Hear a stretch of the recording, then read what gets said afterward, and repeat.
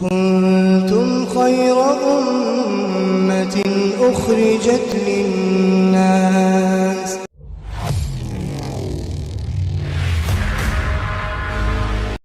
کہ اللہ مسبب الاسباب ہے، وہ اسباب کا پابند نہیں ہے، وہ اسباب کا محتاج نہیں ہے، اسباب اس کے محتاج ہے۔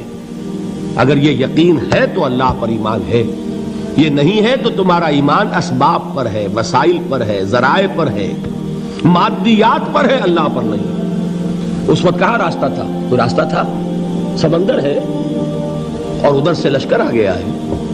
کلا ان معی ربی سیہدین۔ اب دیکھیے ایمان کہہ دینا آسان ہے، ہوا معکم اینما کنتم، جہاں کہیں بھی تم ہوتے ہو اللہ تمہارے ساتھ ہوتا ہے، لیکن اس کا یقین قائم ہو جائے تو زمین و آسمان کا فرق واقع ہو جائے۔ یہی بات ہوئی حضور کے ساتھ۔ غار ہے، چھپے ہوئے ہیں محمد الرسول اللہ اور آپ کے وہ یار غار ابو بکر صدیق رضی اللہ تعالی عنہ۔ دوستو آگے بڑھنے سے پہلے ہمارے چینل کو سبسکرائب ضرور کر لیں اور ہماری ویڈیوز کو زیادہ سے زیادہ لوگوں تک شیئر کریں۔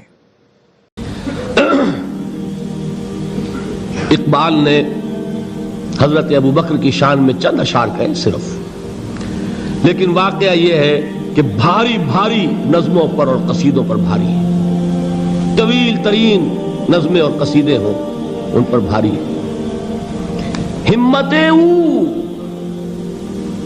ابو بکر کی ہمت جو ہے، کشت ملت را جو ابر، جیسے بارش سے کھیتی اپجتی ہے، ابو بکر کی ہمت اور عزیمت اس امت کو اسی طرح سینچنے والی ہے۔ ثانیے اسلام و غار و بدر و قبر، وہ دوسرے تھے اسلام میں، دوسرے پہلے کون تھے؟ انا اول المومنین، حضور فرماتے ہیں سب سے پہلا ایمان لانے والا میں، دوسرے ابو بکر۔ ویسے ہمارے ہاں یہ چلتا ہے اختلاف، حضرت علی پہلے ہیں کہ حضرت ابو بکر پہلے ہیں، لیکن اس میں بڑی خوبصورت تطبیق قائم کی ہے علماء نے اور بہت صحیح ہے۔ چار کے بارے میں فیصلہ ہی مت کرو کہ کون پہلے ہے، ان کی ایک عجیب تقسیم کر دی ہے۔ آزاد مردوں میں، بالغ مردوں میں سب سے پہلے ابو بکر، بچوں میں سب سے پہلے علی، خواتین میں سب سے پہلے خدیجہ، اور غلاموں میں سب سے پہلے زید ابن حارثہ۔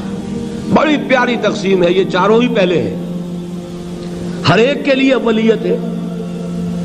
اور واقعہ یہ ہے کہ اگر زمانی اعتبار سے تعین ہوگا تو پہلے خدیجۃ الکبریٰ آئیں گی رضی اللہ تعالی عنہ، کسی اور سے بات کرنے کی نوبت بعد میں آ سکتی ہے، پہلے تو اہلیہ محترمہ سے بات ہوئی، آتے ہی پہلی وحی ہوئی ہے، ابھی تبلیغ کا حکم نہیں تھا۔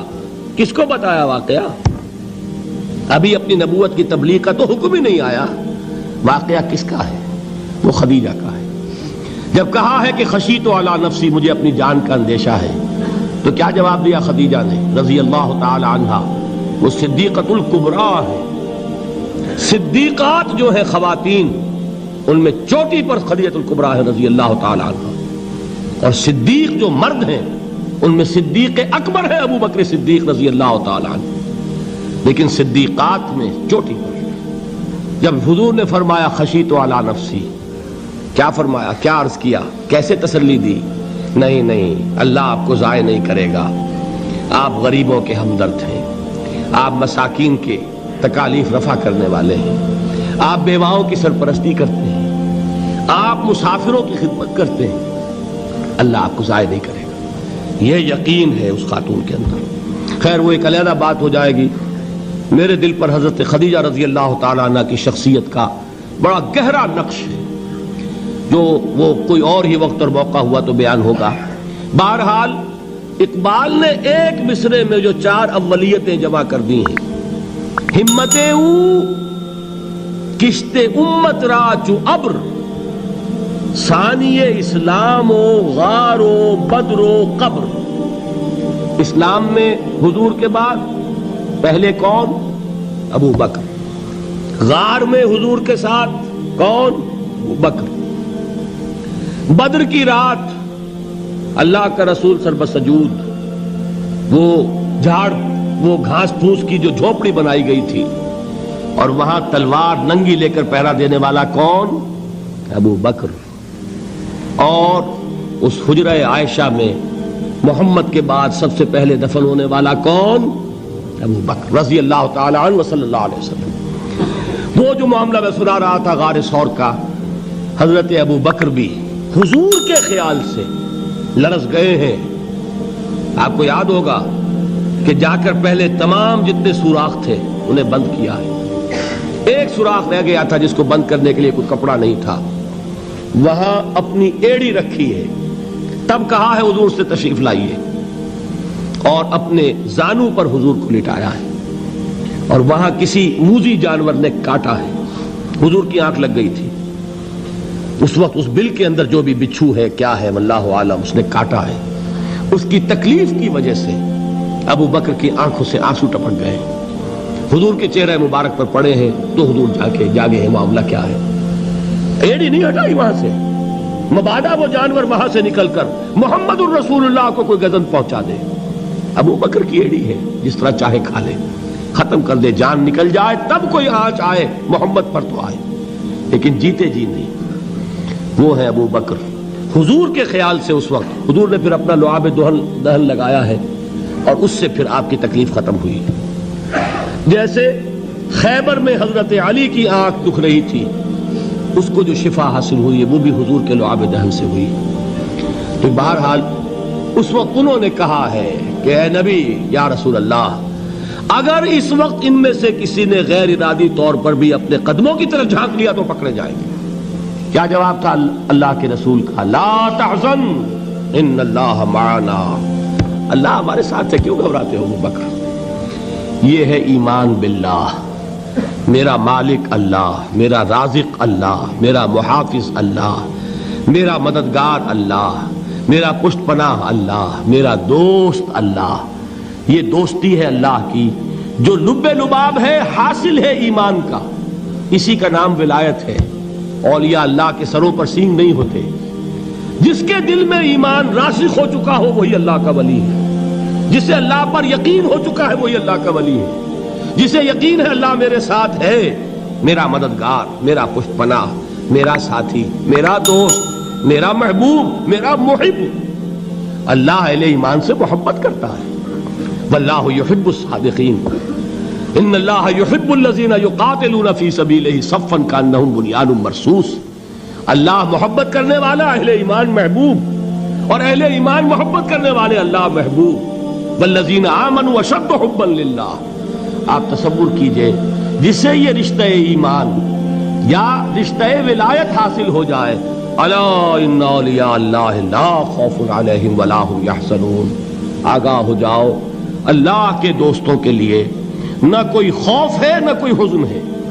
اور میں بیان کر چکا تھا، خوف اور حزن کے خاتمے ہی کا نام امن ہے. زوال خوف، زوال حزن. یہ خوف اور حزن کیوں آتے ہیں بار بار؟ اللہ تخافوا ولا تحزنوا، دونوں آ گئے. الا ان اولیاء اللہ لا خوف علیہم ولا هم یحزنون، پھر وہی دو. وہ کیوں ہے؟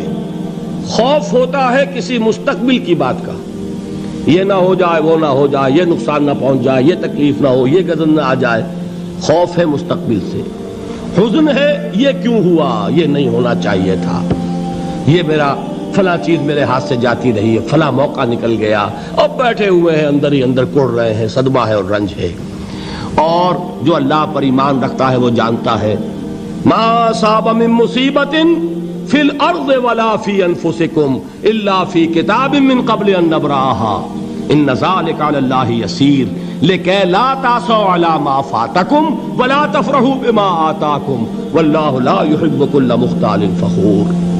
اس زمین میں یا تمہاری جانوں میں کوئی تکلیف، کوئی مصیبت نہیں آ سکتی سوائے اس کے کہ جو اللہ نے لکھ دی ہو، اس سے پہلے کہ وہ ظاہر ہو. جس کو یہ حقیقت معلوم ہو گئی اس کو یہ طرز عمل اختیار کرنا چاہیے. جو چیز چھن جائے، جاتی رہے، چھوٹ جائے، اس پر افسوس نہ کرو. کس نے چھینی؟ دوست نے. دوست کے فیصلے پر شکایت. دوستی کو بٹا لگا رہے ہو. سرے تسلیم خم ہے جو مزاج یار میں آئے. اگر دوستی ہے تو پھر تو تمہیں گردن جھکانی چاہیے. ہر چه ساقی ما ریخت عین الطاف است، جو بھی میرا ساقی میرے پیالے میں ڈال دے اس کا کرم ہے، جو اس کی طرف سے آئے اس پر کوئی رنج نہیں، کوئی صدمہ نہیں، کوئی غم نہیں، کوئی شکایت نہیں، کوئی شکوہ نہیں، اور جو ہوگا وہ اس کے اذن کے بغیر نہیں ہوگا، اور اس کا اذن ہوگا تو یقیناً میرے لیے خیر ہی خیر ہے، چاہے وہ ناگوار شے ہو، بظاہر مجھے اچھی نہ لگ رہی ہو، میری شارٹ سائٹڈنس میں مجھے وہ نظر آ رہی ہے کہ میرے لیے بری ہے، لیکن قرآن نے کہا ہے عسیٰ ان تکرہوا شیئا وہو خیر لکم وعسیٰ ان تحبوا شیئا وہو شر لکم واللہ یعلم وانتم لا تعلمون۔ ہو سکتا ہے تم کسی چیز کو ناپسند کرو درحال ہے کہ اسی میں تمہارا خیر ہو، اور ہو سکتا ہے تم کسی چیز کو پسند کرو درحال ہے کہ اس میں تمہارا شر ہو، اللہ جانتا ہے تم نہیں جانتے۔ جب مجھے یہ بات معلوم ہو گئی میں نے اپنا معاملہ اللہ کے حوالے کیا، سپردم بے تو مایہ خیش را تو دانی حساب کم و بیش را، اے رب جو تو چاہتا ہے وہ ہو، تیرے علم میں جو شے میرے لیے خیر ہے وہ ہو جائے، میری کوئی پسند نہیں، میری کوئی چاہت نہیں، یہ ہے راضی برضائے رب۔ اکبر الہ آبادی نے اسے کہا ہے رضائے حق پہ راضی رہ، یہ حرف آرزو کیسا، خدا خالق، خدا مالک، خدا کا حکم تو کیسا، جب میں آ گیا بیچ میں میری پسند، میری مرضی، میری خواہش، میری چاہت، یہی تو شرک ہے۔ ما شاء اللہ کان وما لم یشاء لم یکن، جو اللہ نے چاہا وہ ہوا، جو اس نے نہیں چاہا نہیں ہوا، اختیار اس کا ہے میرا تو نہیں۔ رضائے حق پہ راضی رہ یہ حرف آرزو کیسا، خدا خالق، خدا مالک، خدا کا حکم تو کیسا۔ اقبال نے اسے کہا ہے فارسی میں، اب آپ کہیں اس کا ترجمہ بھی کرو تو وہ مجھے ذرا اس وقت کچھ بہت ہی بدذوقی کسی بات نظر آئے گی، جائیے پوچھئے کسی سے جسے فارسی آتی ہو۔ برو کشید ز پیچا کے ہست بود مرا، چے اقدہا کے مقام رضا کشود مرا، مجھے تو تمام پیچ و خم سے نکال دیا اس مقام رضا نے، میں راضی برضائے رب ہوں، جو فیصلہ اس کا میں اس پر راضی، تو کہاں کا حزن اور کس کا خوف، یہی زوال حزن اور زوال خوف، یہی ہے امن، یہ نتیجہ ہے ایمان کا۔